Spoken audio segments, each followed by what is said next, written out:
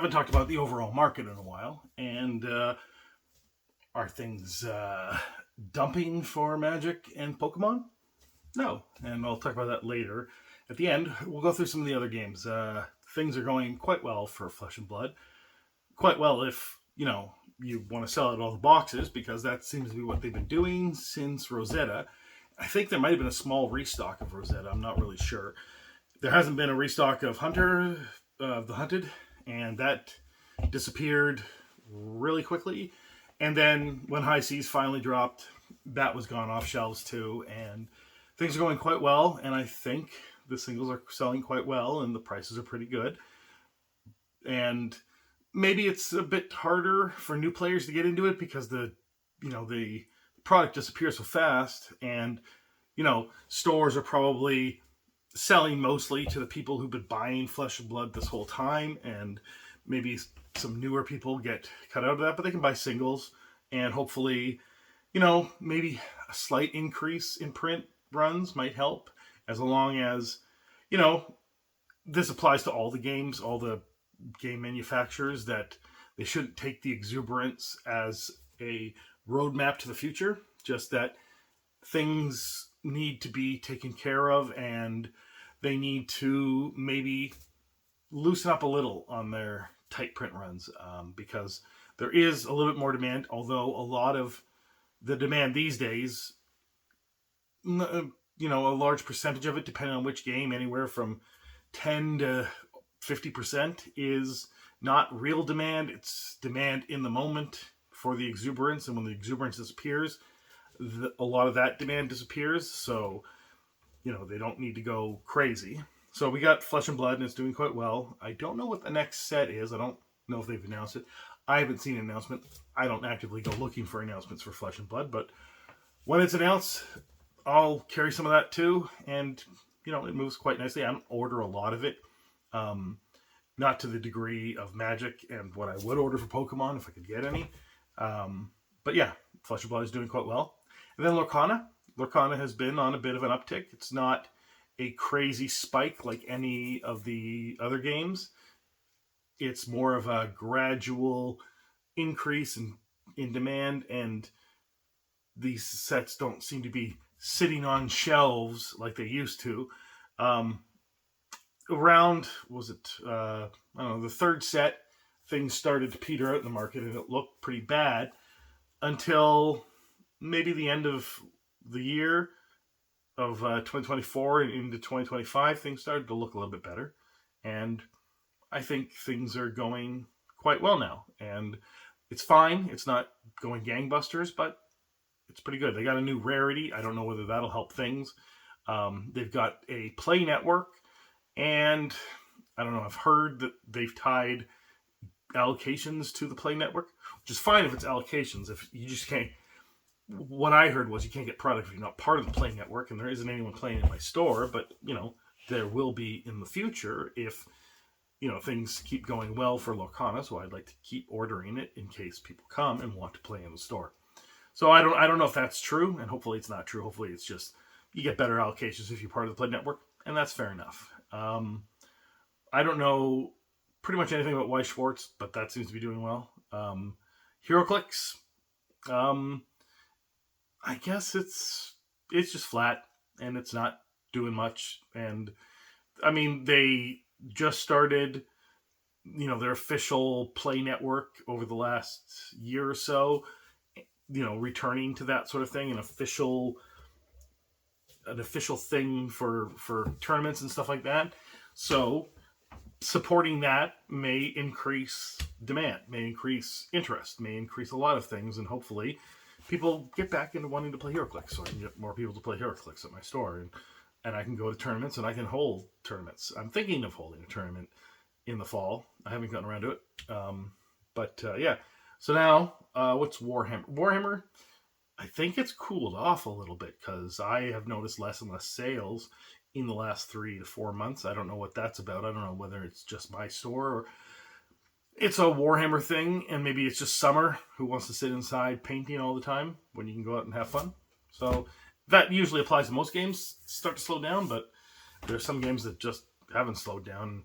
actually increased in Steam in the summer, and that's only a recent thing. So we're gonna be helping another store locally with a little convention they're doing, and we're gonna help out with their Warhammer portion of it, and that could be fun. That'll be good. So what else? Board games.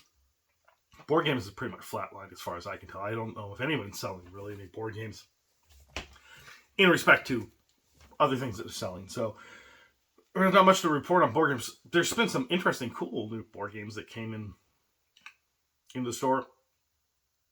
Kyoto ni something or other. You play as a kitten. That's kind of funny. Um, Oddly, what was it? Rumble Nation. That seems to be a hit, and I pre-ordered it for whatever reason. I don't even know what intrigued me about it because I don't think I heard anything about it, and I really just saw the cover and pre-ordered it based on that. But I don't know. People seem to be excited about it. I think a lot of people, maybe they're just playing a lot of Board Game Arena, and maybe, unfortunately, there's not enough in-person social board gaming these days. And that could be expected because, the pandemic kept people in for so long, and people now want to go out and be social as opposed to meet around someone's kitchen table and play some board games. And maybe people are living further from each other because they moved out of areas to work from home. And I don't know. It could be a lot of things. It could be an oversaturation of the market. I don't really know. There's not many people that are doing, market research on the board game market other than board game companies themselves. But a lot of board game companies have had some serious issues, the Kickstarter variety ones, and because a lot of, if not all of them, are produced in China and tariffs and that kind of stuff. So it was already a stagnant market, and it's probably going to get worse. So let's see, what other card games? I don't know what's going on with Yu-Gi-Oh. It's probably doing whatever Yu-Gi-Oh does, just not in my area. So it doesn't really concern me that much, and I don't think it's doing badly or well. I haven't seen much information. It's probably just Yu-Gi-Oh, and Yu-Gi-Oh does Yu-Gi-Oh things, and it seems to have been doing fine for decades. So I wouldn't worry about it if you were worried about it. I don't think anyone is. There's Sorcery, and it'll have a Gothic set coming out in the fall or late fall or early winter. And the Dragon set is supposed to drop soon, and I still have not seen a pre-order for that thing. I've been checking my distributor and haven't seen anything. I haven't seen a pre-order for Gothic, so I don't really know. Its market really has cooled off, and I would describe it as being stagnant at this point. And it's unfortunate. It's a good game with beautiful cards and a great community and people that are enthusiastic about it. But I guess the people who are really enthusiastic about it are small in number, and they remain enthusiastic about it, whereas the people who were enthusiastic about it at first have probably moved on to other things by now, and this one set a year thing isn't helping matters. But maybe it'll just see like a small, steady growth over the years, and it'll just be this other column of card games, a very niche product. It's possible, but I was buying it to have lots of product and move lots of product, and I don't think that's a thing you can do with Sorcery. So I guess it'll just be whatever it is, and I'll continue to carry it, but maybe in a smaller amount than I was previously planning, and I'll move that money into something else that does seem to move a little bit better. So it's unfortunate. I really like Sorcery, and I'm not abandoning it. It's just that I kind of wanted it to be my primary game, and it just never turned into that. So it'll do fine. Boxes will move eventually, and people are interested in it. So it's not ever going to be a dead card game, I don't think. I think it's too pretty for that, and I think people are too interested in it.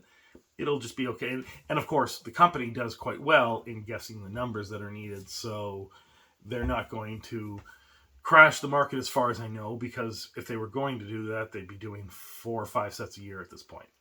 and they're not. So they're quite conservative, and they seem to be good stewards of their card game. So I wouldn't really worry about it. What else? Role-playing games. Dungeons and Dragons has fallen off a cliff in interest, and some other TTRPGs have increased slightly in interest, but not to the level that people are interested in the TTRPG spaces in total and having it stagnate. It's unfortunate.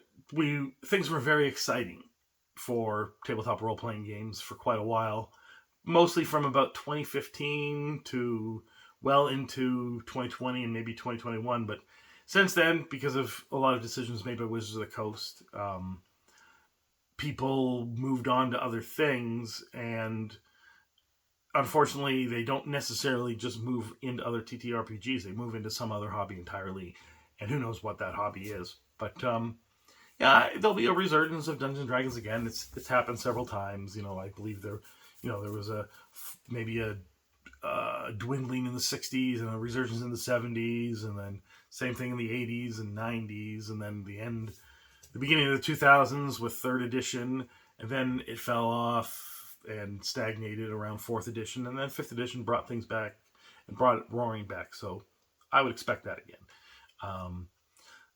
I guess maybe we'll just talk less about Dungeons and Dragons for a bit in general, or the people that make YouTube videos about Dungeons and Dragons will talk about the same amount. Their views will be down for the foreseeable future until Wizard of the Coast gets its act together and makes it exciting again.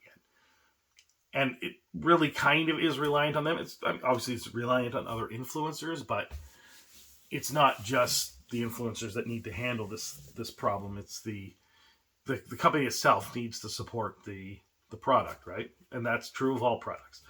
So now, I guess Pokemon has cooled off a little, but some people want to call this now the crash, but it's not really. It's just that it's not as crazy exuberant as it was. It's still exuberant. We're still at a point where things are double MSRP, and things are moving, and you still can't get product, and people are fighting about product, just not to the degree that it was from about January until about a month or two ago. I think that this is more of a consolidation phase, maybe. Who knows? But I don't think that we're going off a cliff quite yet. That'll come in the future. But I think it's probably 6 months away, a year away. I don't know. I'm not an expert on these things. Don't listen to me about those kinds of predictions, or at least don't make bets on those predictions. Listen to me, because maybe I might be right, but don't make any sort of decisions based on what I say is going to happen in the future, or pretty much anybody, because nobody really knows what's going to happen in the future. And Magic the Gathering. Magic the Gathering has been doing quite well since basically just after Karlov Manor. Karlov Manor was a flop, but not in the way that the Crimson Vow and Midnight Hunt were flops, or Brothers War, or any of the other things that happened in 2022 and 2023. It just was a flop in a market that was starting to get its bearings and starting to do well. And then, once we got to Modern Horizons 3 and Bloomburrow and Duskmourn, things were doing quite well. And then Foundations knocked it out of the park. And we took a step back with Aetherdrift. I don't think it's to the level of Karlov Manor. But again, same kind of thing. Came out at the same time of year, the beginning of the year. And that set, I don't know if there is a beginning of the year set that has ever done well relative to the other sets for that year or for the previous year. So it's Aetherdrift, was cool in sales, and then people got really excited about Tarkir Dragonstorm, and it went crazy, and things sold out, and everyone was excited, and it was quite surprising to a lot of people. Less surprising was how excited people were about Final Fantasy, except that people were expecting people to be really excited about it. They were not expecting people to be like, I will spend whatever amount of money I need to spend on this product. And so collector booster boxes have started to approach what the holiday Lord of the Rings booster boxes were, except that those were under different conditions. They were underprinted and underdemanded, and nobody wanted them, so they don't exist, right? So they are expensive. But Final Fantasy just came out, and there's a lot of it, but it's spread around. It's spread quite thin throughout all the different sales channels. So there's a lot of people that are Final Fantasy fans that may be unaware of, pricing for Magic the Gathering and are willing to spend whatever they want for any kind of collectible item related to Final Fantasy. And yet there's a Final Fantasy card game, and it's pretty much dead as far as I know. So it's a little weird that that Final Fantasy card game did go crazy for quite a while, and I guess now I can understand why. But it's weird that the people that are into Final Fantasy have put so much of their money into Magic the Gathering Final Fantasy. I would suppose maybe a lot of them are already Magic the Gathering enthusiasts, or the kind of people who would be Magic the Gathering enthusiasts, but I would say the vast majority of them are just Final Fantasy enthusiasts and have no interest in Magic the Gathering. But that has caused a lot of knock-on effects, lowering print of reprints and stuff like that by sucking up so much printer space.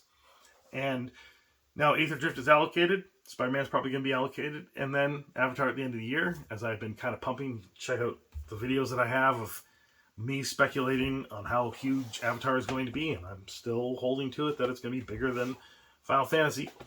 And I think that's where we're going this year. And that's the market update for summer of 2025. And maybe I'll do another one in the fall. Anyway, let me know what you think about the market.